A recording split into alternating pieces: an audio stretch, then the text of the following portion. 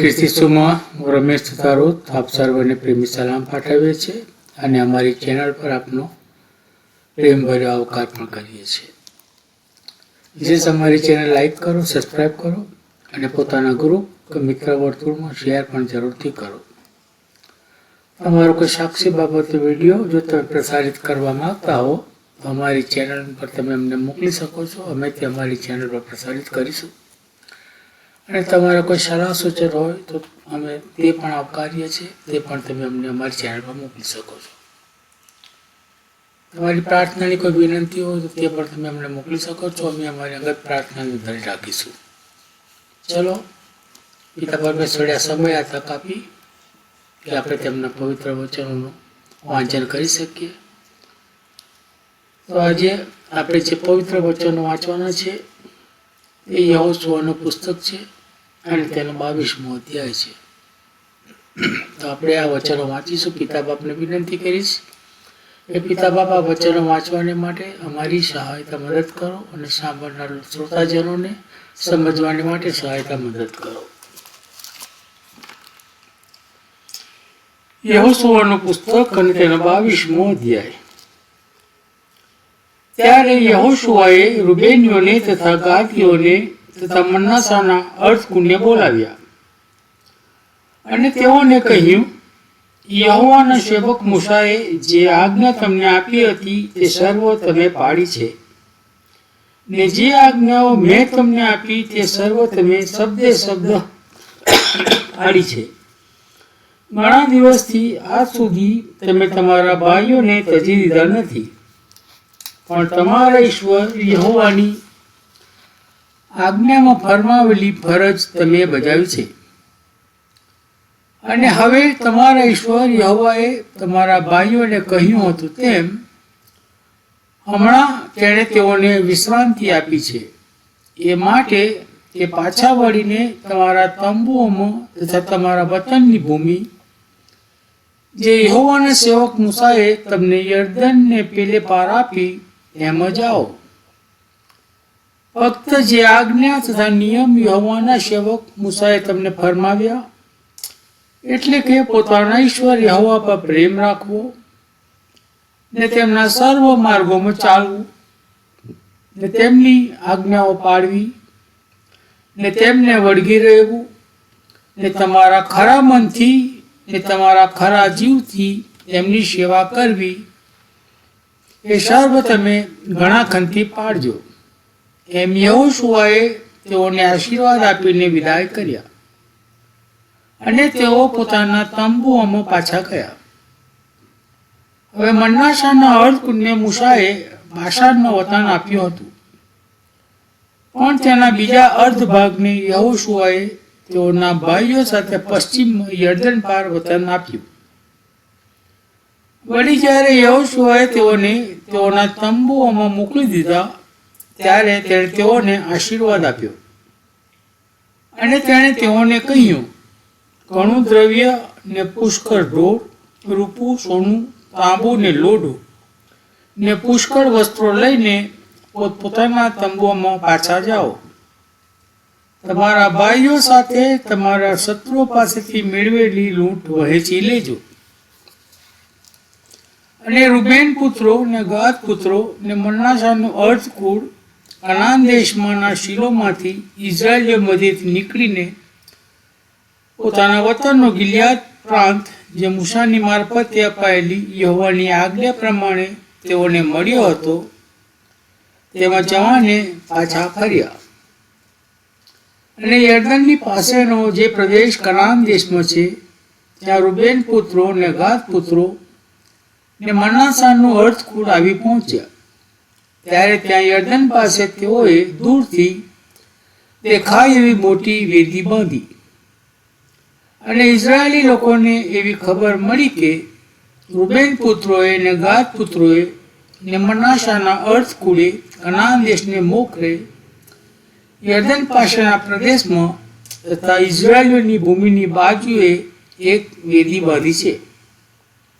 ઇઝરાયેલી લોકોએ તે સાંભળ્યું ત્યારે તેઓની આખી પ્રજા તેમની સાથે યુદ્ધ કરવા માટે શિલોમાં ભેગી થઈ. ઇઝરાયલીઓએ ગિલિયાદ દેશમાં રૂબેન પુત્રો તથા ગાદ પુત્રો તથા મનાસાના અર્થકુંડની પાસે એલાઝાર યાજકના પુત્ર ફિનહાસને મોકલ્યો અને તેની સાથે ઇઝરાયલના સર્વ કુળોમાંથી પ્રત્યેક મુખ્ય કુટુંબનો એક આગેવાન, એવા 10 આગેવાનો તેઓએ મોકલ્યા. અને તે બધા ઇઝરાયલના કુટુંબ મધ્યે પોતપોતાના પિતરોના ઘરોના વડીલો હતા. તેઓએ ગિલિયાદ પ્રાંતમાં રૂબેન પુત્રોની તથા ગાદ પુત્રોની તથા મનાસાના અર્થકુંડની પાસે જઈને તેઓને કહ્યું, યહોવાની આખી પ્રજા એમ કહે છે કે તમે ઇઝરાયલના ઈશ્વરની વિરુદ્ધ આ કેવો અપરાધ કર્યો છે કે આજે તમે યહોવાને અનુસરવાનું છોડી દઈ પોતાને માટે વેદી બાંધીને યહોવાનો દ્રોહ કર્યો છે. એઓનો ન્યાય કે જેને લીધે યહોવાએ આખી પ્રજાઓ પર મરકી મોકલી હતી, તો પણ તેમાંથી આ સુધી આપણે પોતાને શુદ્ધ કર્યા નથી. તે આપણો અપરાધ કંઈ નાનો સૂનો છે શું કે યહોવાને અનુસરવાથી આજે તમારે ફરી જવું પડે છે? તેથી એમ થશે કે તમે આજે યહોવાનો દ્રોહ કરો છો, માટે કાલે ઇઝરાયલની આખી પ્રજા ઉપર તે કોપાયમાન થશે. તથાપિ જો તમારા વતનની ભૂમિ અપવિત્ર લાગતી હોય તો યહોવાએ વતનને માટે આપેલી ભૂમિ જ્યાં યહોવાનો મંડપ રહે છે ત્યાં નદી ઉતરીને આવો ને અમારી ભેગા રહો. પણ આપણા ઈશ્વર યહોવાની વેદી સિવાય બીજી વેદી બાંધીને યહોવાનો દ્રોહ કરશો નહીં ને અમારો પણ દ્રોહ કરશો નહીં. ઝેરાના દીકરા આખાને શાપિત વસ્તુ સંબંધી કરેલી આજ્ઞાનું ઉલ્લંઘન કર્યું ને તેથી ઇઝરાયલની સમગ્ર પ્રજા પર કોપ આવ્યો કે નહીં? અને તે માણસ એકલો જ પોતાના અન્યાયમાં નાશ પામ્યો એમ નથી. ત્યારે રૂબેન પુત્રોએ તથા ગાદ પુત્રોએ તથા મનાસાના અર્ધકુળે ઇઝરાયલના હજારોના વડીલોને ઉત્તર આપ્યો, દેવોના ઈશ્વર યહોવા તે જાણે છે ને ઇઝરાયલ પણ જાણશે કે યહોવાનો દ્રોહ કર્યાથી અથવા તેમની આજ્ઞાનું ઉલ્લંઘન કર્યાથી આજે તમે અમારો બચાવ કરશો નહીં. જો અમે યહોવાને અનુસરવાનું ત્યજી દેવા માટે વેદી બાંધી હોય કે જો તે પર દહનાર્પણ કે ખાદ્યાર્પણ કે શાંતનપણોના યજ્ઞો કરવા માટે બાંધી હોય તો યહોવા પોતે જ અમારી પાસેથી તેનો જવાબ લો. કેમ કે અમે વિચાર કરીને એ હેતુથી આ કામ કર્યું છે કે રખેને ભવિષ્યમાં તમારા પુત્રો અમારા પુત્રોને કહે કે ઇઝરાયલના ઈશ્વર યહોવાની સાથે તમને શું લાગે વળગે છે?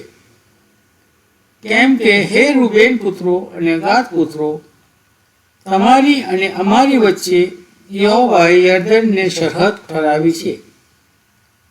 તેથી તમને યહોવાની સાથે કંઈ લાગતું વળગતું નથી એમ કહીને તમારા પુત્રો અમારા પુત્રોને યહોવાનો ભય રાખતા અટકાવે. માટે અમે કહ્યું કે આપણે પોતાને માટે વેદી બાંધવાની તૈયારી કરીએ, દહનાર્પણને માટે નહીં કે યજ્ઞને માટે નહીં, પણ અમારી ને તમારી વચ્ચે ને આપણી પાછળ આપણા સંતાનોની વચ્ચે એ સાક્ષીરૂપ થાય કે અમારા દહનાર્પણથી ને અમારા યજ્ઞથી ને અમારા શાંતાર્પણથી યહોવાની સેવા કરવાનો અમને પણ હક છે. જેથી ભવિષ્યમાં તમારા વંશજો અમારા વંશજોને એવું ન કહે કે તમને યહોવાની સાથે કંઈ લાગતું વળગતું નથી. માટે અમે કહ્યું કે તેઓ ભવિષ્યમાં અમને જે અમારા સંતાનોને એમ કહે ત્યારે અમે તેઓને આ પ્રમાણે કહીશું કે યહોવાની વેદીનો નમૂનો જુઓ, એ અમારા પિતૃઓએ ઊભી કરેલી છે. દહનાર્પણ અથવા યજ્ઞને માટે નહીં, પણ એ તો અમારી ને તમારી વચ્ચે સાક્ષીરૂપ થવા માટે છે. અમારા ઈશ્વર યહોવાના મંડપની સામે જે તેમની વેદી છે તે સિવાય અમે દહન્યાર્પણ કે ખાદ્યાર્પણ કે યજ્ઞને માટે બીજી વેદી બાંધીને યહોવાનો દ્રોહ કરીએ ને યહોવાને અનુસરવાનું છોડી દઈએ એવું કદી ન થાઓ. રૂબેન પુત્રોએ તથા ગાદ પુત્રોએ તથા મનાસાના પુત્રોએ એ વચન કહ્યા. તે ફીનહાસ યાજકે અને તેની સાથે પ્રજાના જે આગેવાનો એટલે ઇઝરાયલના હજારોના વડીલો હતા તેઓએ સાંભળ્યા ત્યારે તેઓને બહુ સારું લાગ્યું. અને એલાઝાર યાજકના દીકરા ફીનહાસે રૂબેન પુત્રોને તથા ગાદ પુત્રોને તથા મનાસા પુત્રોને કહ્યું, આજે અમને ખાતરી થઈ છે કે યહોવા આપણી મધ્યે છે, કેમ કે આમાં તમે યહોવાની આજ્ઞાનું ઉલ્લંઘન કર્યું નથી. હવે તો પછી તો તમે ઇઝરાયલીઓને યહોવાના હાથમાંથી છોડાવ્યા છે. અને એલાઝાર યાજકના પુત્ર ફીનહાસે ને તે આગેવાનોએ રૂબેન પુત્રો પાસેથી ને ગાદ પુત્રો પાસેથી ગિલિયાદ પ્રાંતમાંથી કનાન દેશમાં પાછા આવીને ઇઝરાયેલી લોકોને ખબર આપી. તે સાંભળીને ઇઝરાયેલીઓ સંતોષ પામ્યા અને તેઓએ ઈશ્વરની સ્તુતિ કરી. ને જે દેશમાં રૂબેન પુત્રો તથા ગાદ પુત્રો વસતા હતા તેનો નાશ કરવાને તેઓએ ત્યાર પછી ચઢાઈ કરવાની વાત કદી કાઢી નહીં. અને રૂબેન પુત્રોએ તથા ગાદ પુત્રોએ તે વેદીનું નામ એદ પાડ્યું, કેમ કે તેઓએ કહ્યું કે તે આપણી વચ્ચે સાક્ષીરૂપ છે કે યહોવા એ જ ઈશ્વર છે. પ્રભુ આ વાંચેલા વચનોને પુષ્કળ આશીર્વાદિત કરો. પ્રાર્થના કરીશું.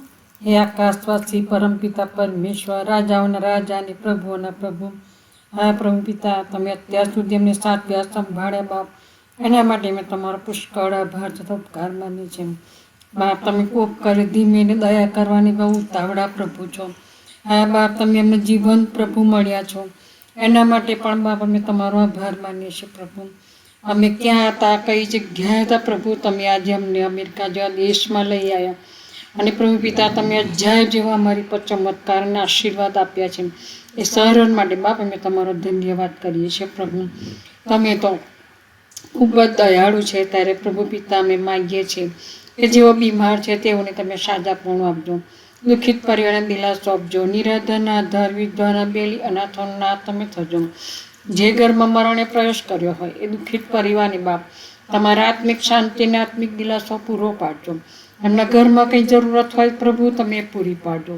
વાલાઓના જવાથી જે ખોટ પડી હોય પ્રભુ એ તમે ખોટ પૂરી પાડજો. એ તો બસ અમે ખાસ પ્રાર્થનાને વિનંતી કરીએ છીએ પ્રભુ. તમારા સંતો સેવકોના મુખની વાણી તમે થજો અને એ દ્વારા ઘણા આત્માઓ પિતા તમારી ગમ ફરે એવું તમે થવા દેજો. જે લોકો અંધકારમાં છે બાપ, જે લોકો પ્રભુ પિતા ભટકી ગયેલા છે, તારે એ લોકોને તમે તમારા વાડામાં પાછા લાવો. એમના હૃદયમાં તમે વાત અને વ્યવહાર કરો પ્રભુ.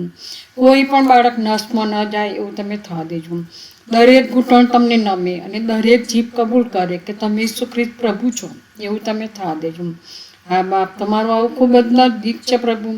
તમે ક્યારે આવશો અમે જાણતા નથી, પણ પ્રભુ તમે આવવાના છો એવો અમારો વિશ્વાસ છે પ્રભુ. ત્યારે અમારો વિશ્વાસ દ્રઢ અને મજબૂત કરો બાપ, અને અમે તમારી સામે ટકી શકીએ, ઊભા રહી શકીએ. એ માટે પ્રભુ તમે અમને એવા બળવાન બનાવો. અમે ભયભીત ન થઈએ પ્રભુ, પણ અમે પ્રભુ તમારી આગળ ટકી રહીએ. એ માટે પ્રભુ તમે અમારી સહાય અને મદદ કરો બાપ. જે કંઈ વચનો વાંચવામાં આવે એ વચનો પર તમારા પુષ્કળ આશીષ અને તમારી કૃપા આપજો પ્રભુ. આ વચનો દ્વારા અનેક આત્માઓ પ્રિતા તમારી ગમ ફરે એવું તમે થવા દેજો. અમે ફરીને તમારા હાથોમાં સોંપાય છે બાપ. જે કંઈ માગ્યું તમારા દીકરા ઈસુ ખ્રિસ્ત જે કાલવરીના ધ્વજસ્તંભ પર વિદ્યા દટાયા, કૃષ્ય જળાઈને ત્રીજે દિવસે પુનરુત્થાન પામ્યા, એવા અમારા મહાન પ્રભુ પિતાના નામમાં માગીએ છીએ. સાંભળો અને સ્વીકાર કરજો બાપ. આમીન.